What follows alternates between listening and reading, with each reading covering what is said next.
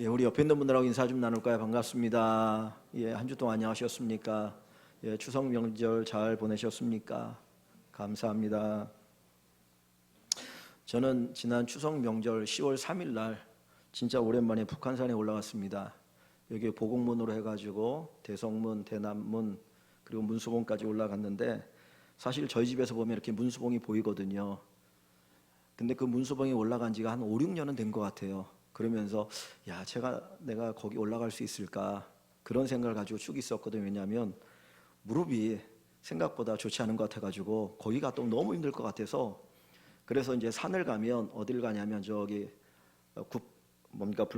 불광동 쪽에 가면 그 구파발 구기 터널 지나서 거기 이렇게 하면 거기에 이제 쪽두리봉이라고 한 40분 정도 올라가면 올 수 있는 데가 있거든요. 거기 가면 이렇게 잘 보이고 그래서 그 정도 올라간 놈은 만족했다가 한번 가보자. 그래서 아침 9시에 출발했다가 점심 먹고 내려오니까 집에 오니까 한 4시쯤 됐더라고요. 근데 올라갈 땐 좀 힘들고 계단이 많아서 그랬는데 그 문수봉에 올라가서 경치를 보니까 너무 좋은 거예요. 쪽두리봉에서 보지 못했던, 여기 북악산에서 보지 못했던 엄청난 경치가 펼쳐지는데 진짜 이 맛에 오는 거구나, 이 맛에 오는 거구나, 올라갈 만하다 하는 생각이 들었습니다. 우리의 믿음 생활도 그런 것 같아요. 우리가 조금 더 올라가면 그 믿음의 수준에서 보이는 게 있습니다. 우리가 낮은 믿음의 수준에서 보이는 게 있고요, 조금 더 높은 믿음의 수준에서 보이는 게 있습니다. 그거는 경험한 사람만이 압니다. 그거는 보는 사람만이 압니다. 제가 사진을 찍어가지고 집에 와서 이렇게 봤는데 그 맛이 안 나더라고요. 그러니까 여러분들이 믿음의 수준을 조금 더 높이면 하나님께서 여러분들에게 보여주시는 그 영광의 그 광채가 더 풍성할 줄 믿습니다. 그래서 올해 얼마 남지 않았지만 여러분의 믿음의 수준이 조금씩 더 올라가는 축복이 있기를 소망합니다. 제가 또 올라가면서 느꼈던 것 가운데 하나는, 제가 항상 마음에 그 생각이 있었어요. 몇 년 전 추석 때쯤이었을 때 그때 우리 권사님들과 함께 도봉산에 간 적이 있어요. 제가 그때 처음 갔는데 우리 김진영 권사님, 임선희 권사님, 유지 권사님 하고 저하고 이렇게 넷이서 도봉산 신선대로 해가지고 오봉으로 해서 송추로 내려갔다 온 적이 있는데, 권사님 기억나시죠? 그때 처음 제가 도봉산 갔거든요, 꼭대기까지는. 근데 그때 권사님들이 60이 넘으셨을 때예요. 근데 그 도봉산 그 신선대 그리고 오봉하고 송추까지 내려오신 거를 생각하면 진짜 건강하셨구나. 그때는 제가 몰랐습니다. 근데 지금 우리 권사님들 이렇게 보면서 연세가 드시면서 아파하시는 걸 보면 참 마음이 아파요. 우리 김지곤 권사님도 지난 수요일 날 분명히 오셨는데 안 계시더라고요. 그래서 무슨 일인가 그랬더니 아까 말씀하신 현기증이 와가지고 그래서 예배 못 드리고 돌아가셨다 그러면서 아까 이제 쭉 얘기하셔서 같이 기도를 드렸는데, 참 우리 인생이라는 게 세월을 이길 수 없구나. 세월을 이길 수 없구나. 세월 앞에 장사가 없고 어느 순간 하나님이 부르시면 가야 되는 것이 우리의 인생이라고 하는 걸 다시 한번 깨닫게 됩니다. 하나님 앞에 설 때 정말 주님이 인정하시는, 멋있게 살다 왔어, 멋있게 살다 왔어, 그렇게 주님이 인정하시는 복된 생활이 되기를 주님의 이름으로 먼저 축원합니다. 지금 아시안 게임이 한참 벌어지고 있죠. 이제 거의 끝날 때가 된 것 같아요. 근데 어저께 축구와 야구에서 금메달을 땄습니다. 축구나 야구나 이런 거 금메달 따면 전체 다 딴 것처럼 그런 어떤 느낌을 갖고, 축구에서 결승에 못 올라가고 메달 못 따면 마치 아시안 게임 전체가 못한 것처럼 여겨질 때가 있으니까 그만큼 중요하게 생각하는 것 같습니다. 근데 축구와 야구에서 금메달을 땄는데 보통 우리가 쓰는 말이 뭐냐면 난적을 이겼다, 난적을 이기고 금메달을 땄다, 난적 일본을 이기고 금메달을 땄다. 어저께 2대1로 이겼더라고요. 먼저 한 골을 먹고 두 골을 넣어서 2대1로 이겼고, 야구는 몇 대 몇으로 이겼는지 모르겠는데 하여간에 우리가 이겼습니다. 어떤 목적지를 향해 갈 때 항상 난적과 난간 또는 난공불락이라고 하는 우리의 힘으로 해결하기 어려운 어떤 장애물이 있는 것 같습니다. 그 장애물을 극복하게 되어지면 우리가 누릴 수 있는 축복들이 있거든요. 그래서 장애물을 극복하는 힘을 기르는 것이 중요합니다. 이스라엘 백성들이 애굽에서 노예 생활을 400년을 했습니다. 그러다가 하나님께서 모세를 보내셔서 그들을 출애굽시키고 자유를 주시고 이제 축복의 땅 가나안으로 들어가게 하시는데, 그 가나안 땅을 젖과 꿀이 흐르는 땅이다, 축복의 땅이라고 이야기합니다. 그들의 목적지는 가나안이었습니다. 거기에 들어가서 하나님이 약속하신 축복을 누리기를 원하는데 그들이 그 가나안 땅에 들어가기 위해서 반드시 해결해야 될 장애물이 있었습니다. 그것이 바로 여리고 성입니다. 이 여리고 성은 난곡불랑의 성이었습니다. 이 여리고 성은 이 여호수아가 가나안을 정복할 그때로 시작하면 그 전 7,000년 전에 세워진 성읍입니다. 지금으로부터 11,600년 전에 세워진 것이 여리고성이에요. 그러니까 7,000년 동안 계속해서 이어져 내려온 성이었기 때문에 얼마나 견고하고 그리고 침략자들이 침략할 수 없는 성이구나 하는 것을 우리가 짐작할 수 있습니다. 제가 그림을 하나 보여드리겠습니다. 그 여리고성을 지금 이제 계속해서 고고학적으로 개발하고 있는데 저기가 그 여리고성의 모형도입니다. 아, 옛날에 여리고성이 저렇게 있었을 것이다라고 추측을 하는데 저 뒤쪽이 이제 산이 있어가지고 예수님이 시험 받은 시험산이라고 하고 저기로 쭉 넘어가면 예루살렘으로 연결되어져요. 근데 뒤에는 저렇게 많은 이제 유다 광야 산들이 있고 그 앞에 여리고성이 있는데 여리고성을 이렇게 쭉 보시면은 성벽이 이중으로 되어 있는 것을 볼 수 있습니다. 그죠? 안쪽에 성벽이 높게 하나 있고 바깥쪽에 성벽이 있고 그 사이에 집들이 쭉 있어요. 우리가 여호수아서를 보면 여호수아서에 성벽 위에 기생 라합의 집이 있었다, 주막이 있었다라고 얘기하잖아요. 저 사이에 있는 집을 이야기합니다. 그런데 저 성벽이 어디에 있는 저 성이 어디 있냐면 밑에 이제 조그맣게 그림이 있는데 사회 위에 요단강을 건너서 여리고가 있어요. 저 여리고를 이제 점령을 해야 가나안 땅 위아래를 점령할 수 있는 겁니다. 반드시 필수적으로 저 땅을 점령해야지 가나안 땅을 얻을 수 있지 저 땅을 점령하지 않으면 가나안 땅을 정복할 수가 없는 겁니다. 그런데 그 여리고성이 아까 말씀드렸던 것처럼 7,000년 동안 저기에 그대로 존재했다라고 하는 것은 그만큼 견고한 성읍이다. 감히 누가 침략할 수 없는 성읍이다라고 하는 것을 보여주죠. 자, 또 하나의 그림을 보겠습니다. 자, 저게 성벽의 모습을 보여줍니다. 성벽이 두 개가 있다고 했는데 바깥 성벽을 보면 밑에는 옹벽으로 5m 높이의 옹벽이 있어요. 5m 높이의 옹벽이 있고 그 위에 7m 높이의 벽돌, 진흙으로 쌓은 벽돌의 벽이 저기에 쌓여 있습니다. 그럼 높이를 합치면 총 몇 메타가 됩니까?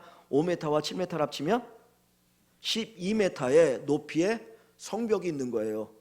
누가 저 성벽을 올라가서 저 여리고를 점령할 수가 있겠습니까? 또 그 안쪽에는 이제 그 제방이 있고 안쪽에는 몇 미터 높이의 성벽을 쌓았습니까? 14m. 14m 높이 위에 거기에 7m의 성벽이 있는 거예요. 그런데 성벽의 두께가 저 높이에서 보면 둘 다 2m가 높습니다. 그러니까 마치 한 대가 충분히 지날 수 있을 정도의 든든한 성벽인 거예요. 저렇게 든든한 성벽이기 때문에 7,000년 동안 저 여리고는 점령되지 않고 이제까지 존재해 있었거든요. 근데 지금 이스라엘 백성들이 가나안 땅, 축복의 땅, 약속의 땅, 젖과 꿀이 흐르는 땅, 하나님 주신 축복을 누리기 위해서 가나안을 들어가야 되는데 저 여리고를 점령하지 않으면 가나안을 얻을 수가 없다는 거예요. 그래서 저 여리고 성을 난공불락의 성이다, 천홍성과 같다라고 이야기합니다. 하나님께서 우리 모든 성도 여러분들에게 주시길 원하는 복이 있습니다. 우리가 예수를 믿으면서 누려야 될 복들이 있어요. 내가 분명 예수를 믿고 구원받아서 죄사함의 문제가 해결되어지고 영원한 천국에 가는 것은 맞아요. 그러나 그것만이 하나님 우리에게 약속하신 복은 아니라는 겁니다. 저와 여러분들이 하나님이 이 땅 위에서 하나님 주시는 복을 누리며 살기를 원하셔요. 기쁨의 복, 평강의 복, 은혜의 복, 뭐 여러 가지 복을 우리에게 주기를 원하시는데 그 복을 가로막는 난공불락의 성 여리고와 같은 것들이 우리에게 있을 수 있다는 겁니다. 어떤 사람에게는 자기 자신이 여리고예요. 내가 가지고 있는 성격, 성품, 내가 가지고 있는 이 생각들, 이런 모든 것들이 나로 하여금 하나님의 축복이 오는 것을 가로막아 버립니다. 부정적인 생각들, 비판적으로 바라보면서 나는 아무것도 아니야, 별 볼 일 없는 존재, 안개와 같아, 이런 생각들이 우리가 정복하고 극복해야 될 여리고 성읍이기도 하고요. 어떤 사람의 물질의 문제가, 어떤 사람의 건강의 문제가, 어떤 사람의 인간관계의 문제가, 정말 여러 가지의 그 문제들이 우리 앞에 난공불락의 성 여리고처럼 앞에 가로막혀 있을 수가 있습니다. 이 여리고성에 함락되어야 하나님의 축복을 받아 누리게 될 것입니다. 여러분에게 있어서 여러분에게 오는 하나님의 축복을 가로막는 여리고가 무엇입니까? 나의 여리고가 무엇인지를 먼저 여러분들이 확인하시고 그 가운데 여리고가 무너지는 하나님의 축복을 경험하시기를 주님의 이름으로 간절히 축원합니다. 어떻게 우리는 여리고를 무너뜨릴 수 있을까요? 우리 앞에 가로막혀 있는 이 여리고, 하나님의 축복을 가로막고 있는 이 여리고를 어떻게 우리는 무너뜨릴 수가 있습니까? 어떻게 하나님의 축복을 드릴 수가 있을까요? 오늘 우리가 읽은 본문 히브리서 11장 30절 말씀으로 다시 한번 가봅니다. 히브리서 11장 30절 말씀에 보면 믿음으로 7일 동안 여리고를 도니 성이 무너졌으며 그랬어요. 7일 동안 여리고를 돌았더니 성이 무너졌더라. 여호수아 6장 1절부터 7절에도 하나님께서 이스라엘 백성들에게 야 너희가 여리고 성을 돌으라는 거예요. 어떻게 돌으냐? 6일 동안 매일같이 한 번씩 돌아라. 그리고 7째 날이 되어지면 그때는 7번을 돌으라고 이야기합니다. 그래서 이스라엘 백성들이 매일같이 한 번씩 여리고성을 돌고 마지막 7째 날, 그냥 소위 그냥 주일이라고 한다면 이 주일에는 7번을 도는 겁니다. 그랬더니 그 여리고성이 무너졌어요. 옛날에 이 고고학적으로 여리고가 발굴되기 전에 자유주의 신학자들은 이스라엘 백성들이 여리고성을 매일같이 한 바퀴씩 돌고 마지막 7째 날 7바퀴 돌고 큰 소리를 외쳤더니 성이 무너졌다는 말을 할 때 뭐라고 말하냐면 이스라엘 백성들이 도니까 거기에 조금씩 그 진동에 의해서 금이 가기 시작했다. 그래서 마지막 7째 날 7번 돌고 큰 소리를 외쳤더니 성이 무너졌다. 그런 헛소리를 했어요. 근데 아까 여러분들이 보신 것처럼 큰 소리를 외쳐가지고 저 성이 무너질 것 같습니까? 저게 웬만한 포탄이 날라와가지고 그 성이 무너질 수 있을까요? 안 무너져요. 안 무너집니다. 그런데 어떻게 7번 돌았다고 7일 동안 돌았다고 그 성이 무너졌겠습니까? 오늘 성경은 이스라엘 백성들이 여호수아 이스라엘 백성들이 여리고를 돌았더니 성이 무너졌더라. 어떤 목사님이 교회를 건축하고 싶은 간절한 마음이 있었어요. 그런데 땅도 없고 돈도 없고 교회는 건축해야 되겠고 이거 어떻게 하면 좋을까 고민했습니다. 기도했습니다. 그리고 성경을 읽었는데 마침 여호수아를 읽은 거예요. 여호수아 6장을 딱 보니까 여리고성을 돌았더니 성이 무너지더라. 그래서 땅밟기를 하자. 그래서 우리가 교회를 세울 만한 좋은 땅이 있는 그 건물 주위를 매일같이 돌자. 여호수아에 보니까 아침 매일같이 돌았다는데 나는 하루에 3번씩 돌겠다. 아침에 새벽 예배 끝나고 가서 돌고 점심때 밥 먹고 돌고 저녁에 가서 돌고 매일같이 돌았습니다. 어떻게 됐을까요? 어떻게 됐을까요? 성이 무너진 게 아니라 목사님이 돌았답니다. 그냥 우스갯소리죠. 예전에 좀 이렇게 가슴 아픈 이야기인데 한 10여 년이 됐던 것 같아요. 저기 강남에 가면 봉은사라는 절이 있어요. 우리나라에서 가장 부자 동네의 부자절이 봉은사인데 거기에 어떤 그리스도인인 젊은 청년들이 어떤 믿음에 불타가지고 이 여호수아서를 읽고 땅밟기를 하자. 그래가지고 봉은사에 가서 탑돌이 하는 것처럼 막 도는 거예요. 돌면서 기도하면서 이 봉은사가 무너지게 해달라고. 무너졌을까요? 안 무너졌어요. 그 사람들 경찰에 잡혀갔어요. 신고해가지고 절에 와가지고 찬송 불렀다고. 성을 7번 돌아서 무너진 게 아니에요. 만약에 성을 7번 돌아서 무너지면 우리 열심히 돌죠. 그 여리고성이 어떻게 무너졌을까요? 성을 돌아서 무너진 게 아니고 하나님의 말씀에 순종했기 때문에 무너진 겁니다. 하나님께서 이스라엘 백성들에게 여리고가 함락시키는 방법을 이야기하시지요. 어떻게 해요? 너희가 성을 매일같이 돌아라. 마지막 날 7째 날은 7번 돌아라. 그리고 큰 함성을 외쳐라. 그러면 성이 무너질 것이다. 여러분 이런 이야기를 들으면 여러분 어떻게 반응하겠습니까? 먼저 뭘 보겠습니까? 여리고성을 보겠죠. 진짜 우리가 저 성을 돌면 진동에 의해서 무너질 수 있을까? 우리가 크게 외치면 이 성이 무너질 수 있을까? 그 생각하지 않겠습니까? 이건 말도 안 되는 소리예요. 어떻게 해가지고 여리고성이 무너지겠습니까? 말도 안 되잖아요. 그런데 이스라엘 백성들이 돌았어요. 돌았다는 얘기 뭡니까? 하나님의 말씀에 뭐 했다는 거예요? 순종했다는 거예요. 그냥 성을 돌아서 성이 무너진 게 아니고 하나님이 주시는 그 방법에, 하나님의 말씀에 순종할 때 하나님의 능력이 나타나서 그 성이 무너지는 겁니다.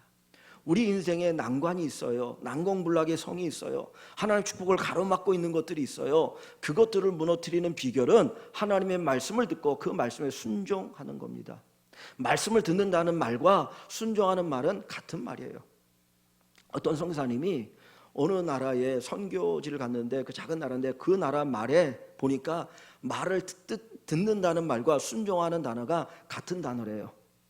듣는다라고 하는 그 단어와 순종한다라는 단어가 하나의 단어랍니다.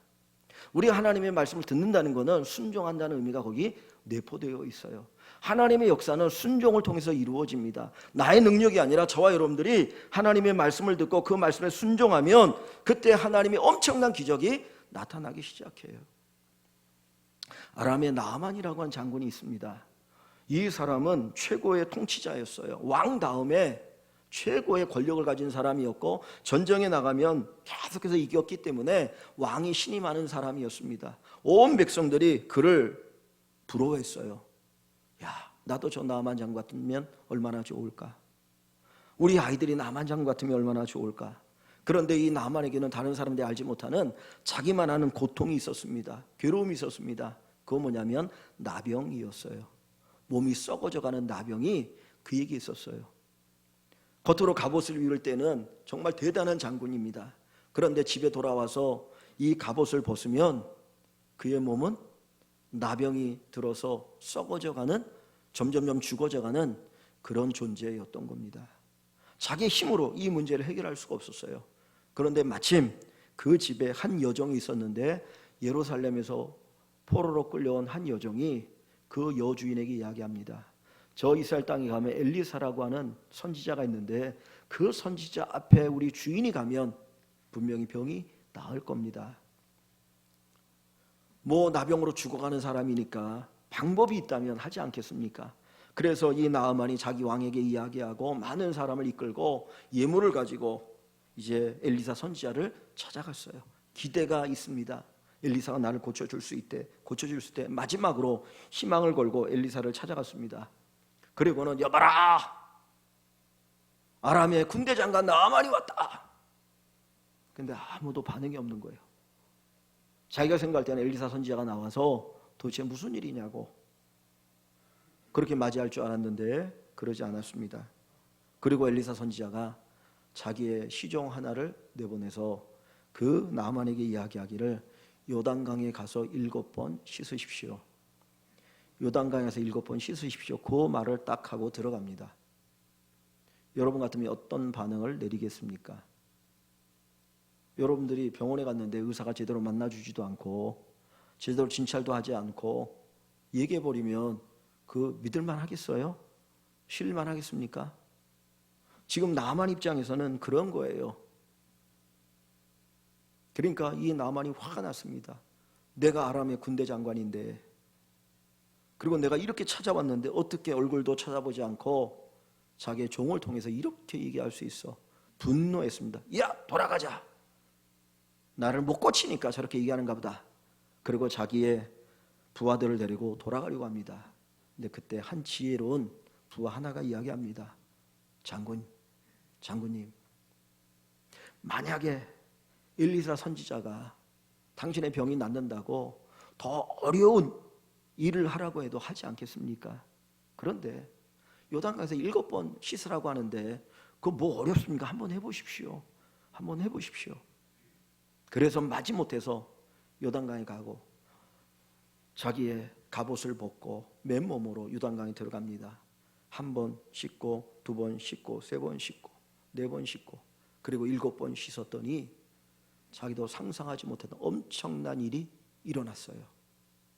그 피부가 어른의 피부가 아니라 어린 아이의 피부와 같을 정도로 그 병이 깨끗하게 낫는 기적을 경험합니다. 요단강이 그 병을 고쳤을까요? 아니죠. 그 나아만이 병이 나은 건 뭡니까? 순종의 결과예요. 엘리사 선지자를 통해서 이 병이 낫는 방법에 대해서 말씀할 때에 내 생각으로 이해가 되지 않지만, 받아들일 수 없지만 그 권위를 인정하고 무릎 꿇고 순종했더니 그 병이 나은 거예요. 우리 인생에 난공불락과 같은 우리 앞을 가로막고 있는 장애물이 있을 때 하나님 우리에게 말씀합니다. 그 말씀 앞에 순종하기를 원합니다. 야, 내가 순종의 삶을 산다고 해서 이 난공불락 여리고가 무너질까? 아니요. 그 무너뜨린 일은 누가 하시는 거예요? 하나님이 하시는 거예요. 우리가 순종하면 됩니다. 순종에는 어떤 의미가 담겨 있냐면 겸손의 의미가 담겨 있어요. 이 나만 장군은 엘리사를 찾아올 때 교만했어요. 나는 아람의 장군이야. 근데 하나님은 그 갑옷을 벗기잖아요. 그 갑옷을 벗기시잖아요. 그 갑옷을 벗겨서 나병된 자로서, 나병된 그 본래의 모습을 가지고 요단강에 자기 몸을 씻게 하는 겁니다. 우리가 하나님 앞에 겸손할 때, 주님, 저는 죄인입니다. 나는 능력이 없는 연약한 존재입니다. 주의 말씀에 순종하겠습니다. 그러면 거기에 주의 기적이 일어납니다. 베드로가 깊은 곳에 그물을 내리라고 했더니 내렸더니 기적이 일어났던 것처럼, 오른쪽에 그물을 내리라고 했을 때 그물을 내렸더니 153마리 큰 물고기, 그물이 찢어질 정도의 기적을 경험했던 것처럼 우리 모두가 하나님의 말씀에 순종하는 가운데 하나님의 어마어마한 기적을 경험하시고 여러분 앞에 놓여있는 장애물들이 무너지는 역사가 일어나기를 주의 이름으로 간절히 축원합니다. 여기 본문 다시 여호수아 6장으로 가보면 하나님께서 이 이스라엘 백성들로 하여금 여리고성을 돌 때에 하나님의 말씀에 순종하며 돌 때에 어떻게 돌으라고 말씀하냐면 마지막 7번째 돌 때에 이렇게 하게 하십니다. 5절을 봅니다. 5절 말씀을 보시면 제사장들이 양각 나팔을 길게 불어 그 나팔 소리가 너희에게 들릴 때에는, 이 나팔을 부는 것은 신호예요. 나팔 소리가 신호가 되거든요. 나팔을 길게 불 때에 백성은 다 큰 소리로 와서 외쳐 부를 것이라. 그리하면 그 성벽이 무너져 내리리라. 하나님이 언제 기적을 일으키십니까? 큰 소리로 외쳐 부를 때, 큰 소리로 함성 확 지를 때, 그때 하나님께서 그 성벽을 무너뜨리겠다는 거예요. 그런데 여기 큰 소리로 외친다라고 하는 이 단어가 어떤 단어냐면 두 가지의 의미가 있어요. 첫 번째가 뭐냐면 왕이 즉위할 때 백성들이 너무 기뻐가지고 함성을 부르는 거야. 와, 이제 우리 장군이 왕이 되었다. 그리고 함성 확 부르는 소리가 이 큰 소리예요. 하나님께서 이스라엘 백성들에게 그 여리고 성을 돌면서 큰 소리로 외치라고 하는 건 뭡니까? 하나님 여호와가 우리의 왕이시다. 이스라엘 백성들이 왕을 달라고 요구하잖아요. 나중에 뒷부분에 가보면 여호수아가 죽고 사사시대가 지나가면서 이스라엘 백성들이 우리에게도 왕이 필요합니다. 왕을 주십시오 그랬어요. 그때 하나님께서 사무엘 선지자를 통해 이래저래 많이 이야기합니다.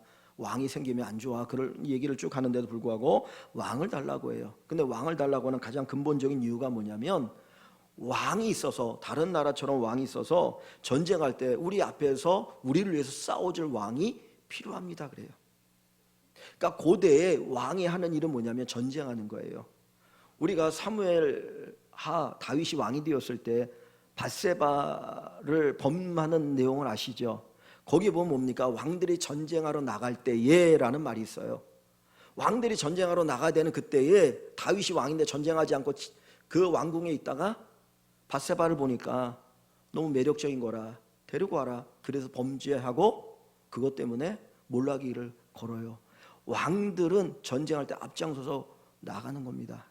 여러분, 이스라엘 백성들이 애굽에서 나와서 이제 구원받을 때 홍해 앞에 왔습니다. 앞에는 길이 없어요. 바다예요. 뒤에는 애굽의 군대가 쫓아오고 있어요. 그런데 어떻게 홍해를 건넜습니까? 홍해를 육지같이 건너게 되죠. 그죠? 홍해를 육지같이 건너 거기 길이 생겼어요. 밤새 동풍이 불어서. 왜 여러분 그 바다에 길이 생깁니까? 어떻게 막힘없이 이스라엘 백성들이 지나갈 수 있어요? 이유는 하나예요. 왕이신 하나님이 거기에 계셨기 때문이에요. 왕이신 하나님이 계셨기 때문에 길이 열리는 거예요. 왕을 가로막고 있던 여리고성 장애물이 무너지는 거예요. 요즘은 안 하지만은 제가 어렸을 때 학교 다닐 때 초등학교, 중학교 때만 해도 외국 정상이 김포공항에 와서 우리나라에 오면 이렇게 퍼레이드를 했습니다. 그죠? 그러면 거기에 차 한 대도 안 다니고 양쪽에 학생들이 도열해가지고 막 흔들면서 맞이했거든요. 근데 지금도 대통령이 가면 신호를 다 차단해 주잖아요. 그래서 막히지 않고 계속해서 끝까지 쫙 갈 수 있도록. 그래서 한남동에서 용산 가는데 자꾸 차단하니까 불편하다 이런 얘기 나오잖아요. 뭘 얘기합니까? 왕이 가는 길에는 막힘이 없어요. 하나님을 우리의 왕으로 모시고 그 하나님과 함께하면 하나님께서 다 장벽을 물지시기 때문에 길이 열리는 겁니다. 우리가 축복의 길, 축복의 땅으로 들어가기 위해서 길이 열려야 되는데 우리 앞에는 이 여리고 같은 장애물 하나님이 치워주실 것입니다. 어느 때? 하나님을 나의 왕으로 모실 때. 여러분의 삶 속에 하나님을 왕으로 모시기를 바랍니다. 하나님이 나의 왕이십니다. 하나님은 나의 왕이십니다. 다윗이 골리앗과 싸울 때 골리앗이 얼마나 이스라엘 백성들을 조롱합니까? 하나님을 조롱합니까? 야, 너희가 믿는 하나님은 뭐하냐? 주무시냐? 잠자냐? 어디에 있느냐? 그를 조롱해요. 그 이야기를 아버지의 심부름을 하러 갔던 다윗이 듣고 분노했습니다. 그러면서 그 골리앗 앞에 가서 뭐라고 말합니까? 네가 감히 만군의 여호와 하나님을 조롱하느냐? 나는 네가 조롱하는 만군의 여호와 이름으로 나가겠노라. 만군의 여호와가 뭡니까? 만왕의 왕, 모든 왕의 왕, 모든 군대의 장관이라는 말이에요. 즉 하나님께서 온 세상의 왕이시기 때문에 그 왕이신 하나님의 이름으로 나아가면 반드시 승리가 있습니다. 여러분 앞에 어떤 장애물이 있느냐 중요하지 않아요. 중요한 것은 하나님이 나의 왕이시냐, 하나님이 여러분의 왕이신가. 여러분의 왕이 되시면 하나님이 길을 열어주시고 축복의 땅에 들어가게 하여 주십니다. 이 축복을 누리시기를 주의 이름으로 축원합니다. 이 큰 소리로 외친다라고 하는 또 다른 하나의 의미는 찬송한다라는 말이에요. 기쁨으로 찬송할 때 큰 소리 내서 찬송하지 않겠습니까? 즐거움 속에 찬송하는 거예요. 이 이스라엘 백성들로 하여금 큰 함성을 외치라고 하는 것은 하나님을 찬송하라는 이야기입니다. 찬송 중에 거하신 하나님이 찬송 가운데 역사하여 주실 줄 믿습니다. 이 이스라엘 백성들 앞에 여리고라고 하는 난관이 있지만 그들이 큰 소리를 외치고 하나님을 찬송할 때 그 여리고성이 무너졌어요. 바울 사도가 복음을 전하다가 빌립보에 감옥에 갇히게 됩니다.